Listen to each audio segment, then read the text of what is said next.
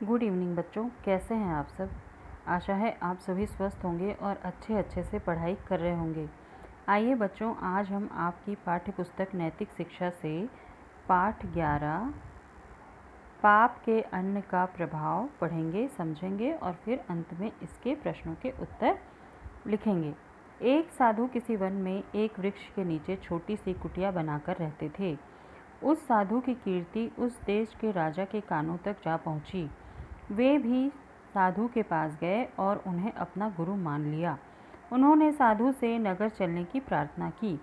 पहले तो साधु नहीं माने, परंतु अत्यधिक अनुरोध पर वह महल में रहने लगे। 3 मास बीतने पर वहाँ एक घटना घटी।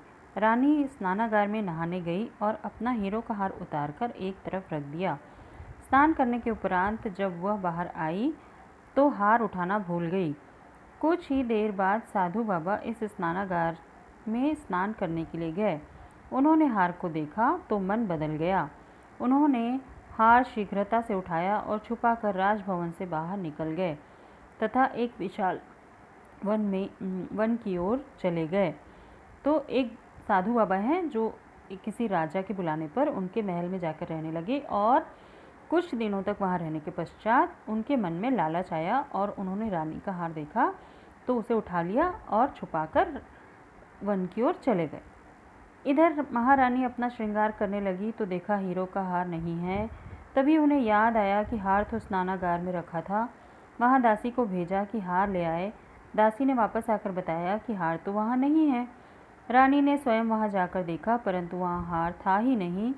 तब खोज की गई कि रानी के पश्चात स्नानागार में कौन गया था। खोज लगाने पर पता चला स्वामी जी गए थे। जब उन्हें पूछने के लिए बुलाया गया तो पता चला कि स्वामी जी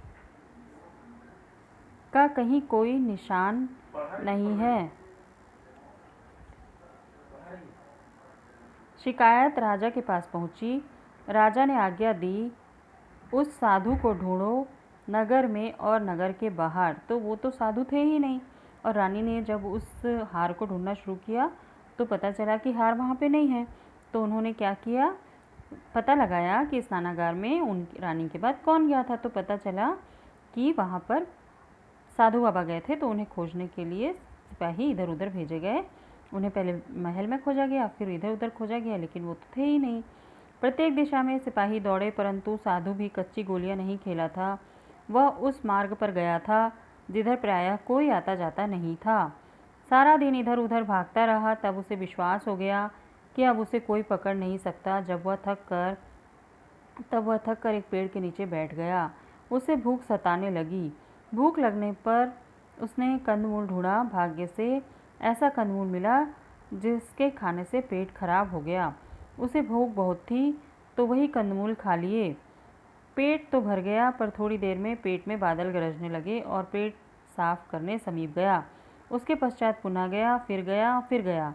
ठीक है, तो उसने ऐसी कुछ चीज़ खा ली भूख लगने पर साधु बाबा ने, जिससे कि उनका पेट खराब हो गया। रात भर यही होता रहा। सुबह होते ही साधु के मन में सहसा विचार उत्पन्न हुआ, यह तूने क्या किया? तूने रानी का हार चुरा लिया। धिक्कार है तेरे साधु होने पर। चल हार वापस करके आ। इस विचार के आते ही साधु नगर की ओर चल पड़ा। नगर में पहुंचा तो सिपाहियों ने कहा, पकड़ लो। साधु ने कहा, पकड़ने की आवश्यकता नहीं, मैं स्वयं ही राजा के पास जा रहा हूँ। राजमहल में पहुंचकर वह सीधे राजा के पास चला गया। हीरो के हार को उसके समक्ष रखकर बोला, यह लो राजन, मैं तुम्हारा हार चुरा कर ले गया था, इसे वापस करने आया हूँ। राजा ने हार लेते हुए कहा, स्वयं ही आए हो? साधु ने कहा, हाँ स्वयं ही आया हूँ। राजा ने आश्चर्य से कहा, स्वयं ही आए हो तो इस हार को आप ले ही क्यों गए थे, और ले गए थे तो वापस क्यों ले आए? साधु ने कहा, सुनो राजन, 3 मास तक मैं आपका अन्न खाता रहा, इससे मन मैला हो गया। हार को देखा तो मुझे विचार ही नहीं आया कि चोरी करना पाप है। हार को उठाकर चला गया, परंतु रात में लग गए 10। तुम्हारा खाया हुआ सारा अन्न शरीर से बाहर निकल गया। मेरा साधुपन लौट आया। तब मैंने सोचा कि यह मैंने क्या किया। यह है बुरे अन्न का प्रभाव।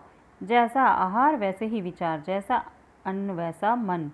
तो कहा गया है कि जैसा हम खाना खाते हैं वैसा ही हमारा मन हो जाता है। तो हमें क्या करना चाहिए, सात्विक भोजन करना चाहिए और ईमानदारी से कमाए हुए धन का भोजन हमें खाना चाहिए। इसी बात पर एक और कहानी है बच्चों। महाभारत का युद्ध समाप्त हुआ। भीष्म पितामह शरशैया पर लेटे थे।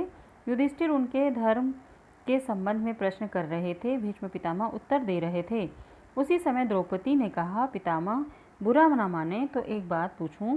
भीष्म ने कहा, पूछो बेटी, क्या पूछना चाहती हो। द्रौपदी ने कहा, इस समय तो आप बहुत ऊंचे ज्ञान ध्यान की बातें कर रहे हैं। आपकी बातें सुनकर मन को शांति मिलती है, हृदय के कपाट खुलते हैं। परंतु दुर्योधन की राजसभा में जब मेरा अपमान हुआ, तब दुराचारी दुशासन ने मेरा चीर उतारना आरंभ किया। तब मेरे चिल्लाने और पुकारने पर भी आप क्यों चुप होकर बैठे रहे? उस समय आपका यह पवित्र ज्ञान कहाँ गया था? द्रौपदी का यह प्रश्न था भीष्म पितामह से। आपने महाभारत तो देखी होगी। भीष्म धीमे से बोले, पुत्री, मैं एक मनुष्य हूँ। उस समय मैं दुर्योधन के पाप का अन्न खाता था। पाप और अत्याचार से कमाया हुआ अन्न, उस अन्न को खाने के कारण मेरी बुद्धि खो गई थी। अब अर्जुन के तीरों ने मेरे शरीर में सेरो रक्त निकालकर उस अन्न के प्रभाव को समाप्त कर दिया है। अब मेरा मन पुनः जाग उठा है, मेरी आत्मा भी जागृत हो उठी है।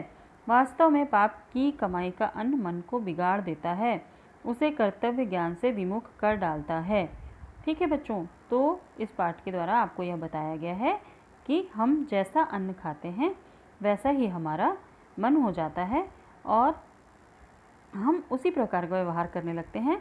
इसलिए हमें हमारे ग्रंथों में लिखा गया है कि हमें ईमानदारी से कमाए हुए धन के अन्न को ही ग्रहण करना चाहिए, जिससे कि हम भी ईमानदार रह सकें। धन्यवाद बच्चों।